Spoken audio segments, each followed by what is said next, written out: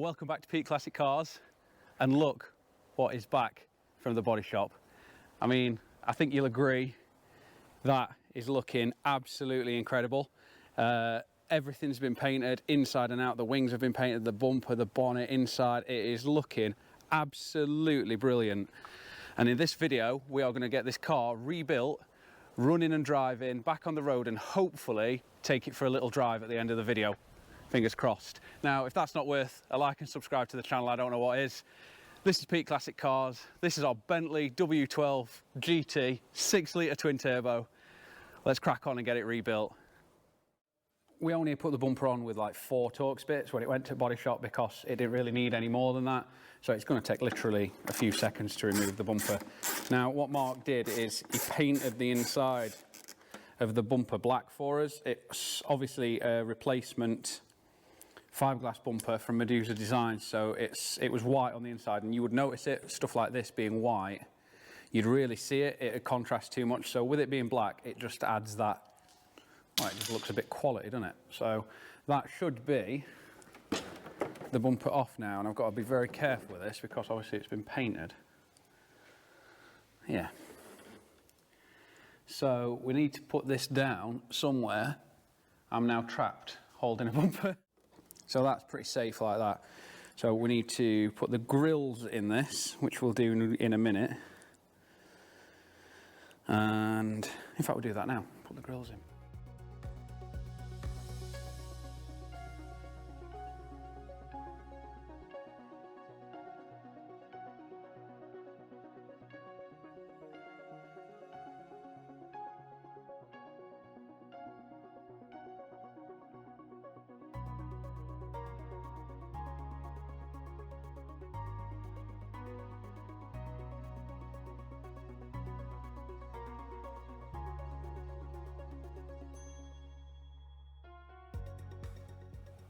Right, so I'm just going to take this headlight out because the air tank behind it is leaking, which you can just see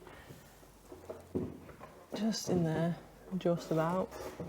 But yeah, you have to take the headlight out first. So there is a couple of screws just here and there, which I've already taken out, and then it should just pull out, undo the wiring, and we can do the air tank.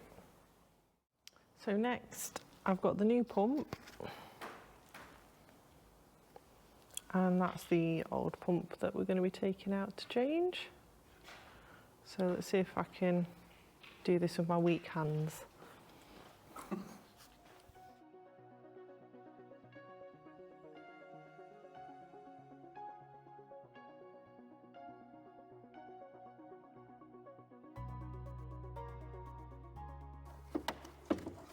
Hey. Ah, so all that was for that hole there. So that's been letting all the air out of the suspension. A bolt, well, the headlight mounting bolts punctured that.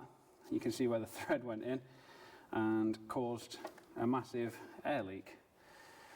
Luckily, we googled this part number. I don't know if you can see it. So we googled that part number, and it turns out that they were fitted to a Volkswagen Passat, I think. So although the other one that we've now got is identical, it just doesn't say Bentley on it. That one says Bentley there. This one doesn't, but they are exactly the same part number. They'll work fine. So, yeah. So what we're doing now is we've fitted the driver's side headlight, but it's got adjustment for height. So on this 10mm bolt there, as you can see, if we leave that nice and loose, you've got quite a lot of adjustment in the height. So we're going to roughly fit we're just going to chuck the front wing on now just for 2 seconds. Then we're going to set the height of the headlight, nip it up, and then we'll take the front wing off again so we can machine polish this headlight. So that literally just needs to just go on for now, just for a second.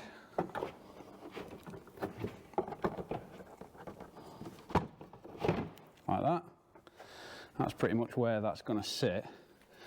And actually, that was pretty much bang on. You can see like the curve of the top of the headlight.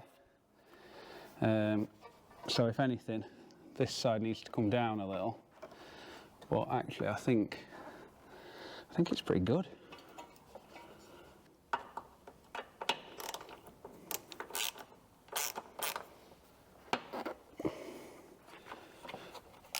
Undo that one, which means I'll be able to bring that down slightly.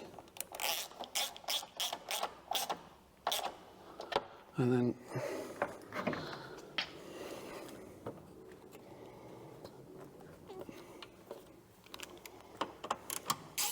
this wing slip forward.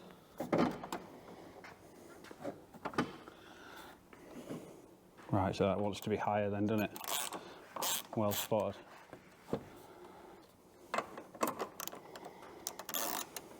Is that kind of where it'll bolt on? I think so, yeah. I think that's about it. You can just see top of that. And then when that one's bolted on, you'll just see top of that, yeah. So we'll bring this one down a bit to match. There.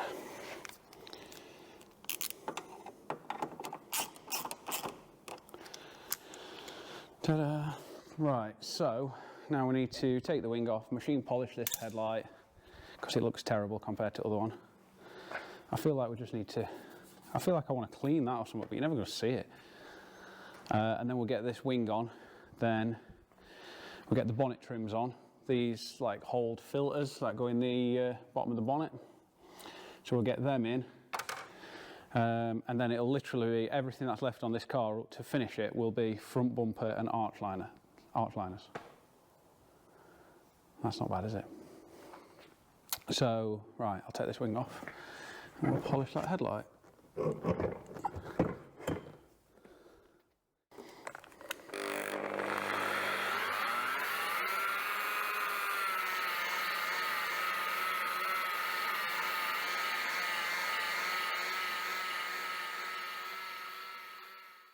After a really productive day yesterday, we're left with what looks like a pretty much finished Bentley, but we're on to the finishing off jobs and they take a little while, unfortunately. Now, we are still waiting for the headlamp washer covers to be painted and we were missing one parking sensor, so I won't be able to get those done. We've also ordered a pressed steel number plate, embossed, pressed steel one to match the rear.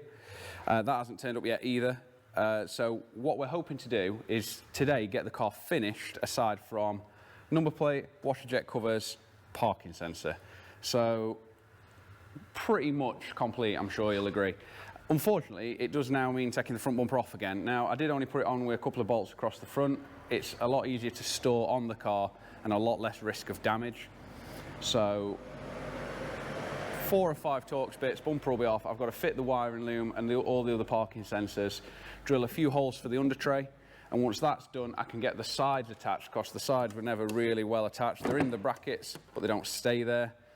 So I need to get those attached to the wings, and then I can put the wing liner in on the passenger side.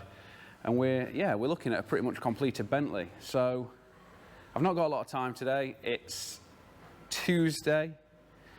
And there is a classic car show on this evening that I do want to go to. However, I'm not really sure what we're going in, so yeah, we better crack on and get this Bentley done. Not very easy to show you that, so I just didn't, but that is 5 out of the 6 parking sensors fitted, and if we look on the back, the wiring loom is now routed all the way across the top of the grille. I've used double-sided sticky tape to hold the parking sensors in. That's all that was holding them in originally. If it's good enough for Bentley, it's good enough for me. So now we can actually get the bumper on, back on the car, plugged in, and in theory, we don't need to take it off again. So I'm going to try and make sure that that's the case. So we'll make any last checks we need to and fit the bumper. Okay, bumper's now looking good. I'm not going to lie, that took a lot of doing. Getting the parking sensors in the right place. There's 2 like little square cutouts in the crash bar, and if you don't get the centre parking sensors perfectly aligned with those, the bumper just won't go on. So I learned that the hard way, but we're there now. The bumper's on. I've secured the corners. They're on. So they have a bolt going up and a bolt coming forward. They're done on both sides. Get that little bits of polish on there need to come off. So the next job is these trims. Now, when you fit the Super Sport bumper, you get these, and these fill that gap. Now, this is how it's done by Bentley, so it's good enough for me. They're held on with just like 3M tape. Fairly easy job, although it does commit me to not taking bumper off, so fingers crossed I've done everything right, but here we go.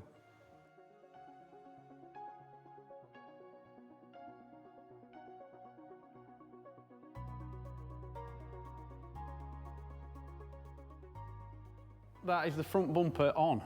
As you can see, looking pretty damn good. Parking sensors are all in, and I've also fitted the black trim rings that go around the headlights, which really finish it off. Oh, and I also found a washer jet cover, undamaged, so I've fitted that. So we are missing just one washer jet cover and one parking sensor on this side. Now, it does mean I can't fit the arch liner yet. That needs a clean, because I need to be able to get in there to get to the parking sensor when it arrives. So we look a bit unfinished under this arch. But this side, I've fitted the arch liner. Again, needs a good clean. But the arch liner's all in there, wheels back on and torqued up. So this side is done. Like, nothing left to do on that side at all. And I think, you know, you'll agree that's looking pretty damn good. Bonnet's all gapped as it should be, grill's all gapped as it should be. What am I going to do now? The under tray needs securing to the bottom of the bumper. It's a matter of drilling about 5 or 6 holes. I won't bore you with that. I'm going to fit that. And then, yeah, we're just on to fitting a front number plate and fitting that washer jet cover. So I'm not going to end the video here. I am going to end the video when this car is driving, when it's running and driving. So although that's it for me today, well, I'm going to do that under tray, but you don't need to see that. I'm going to leave this here, and the next time you see me working on the next time you see the Bentley, it'll be done, and that will be in 5, 4, 3, 2, 1.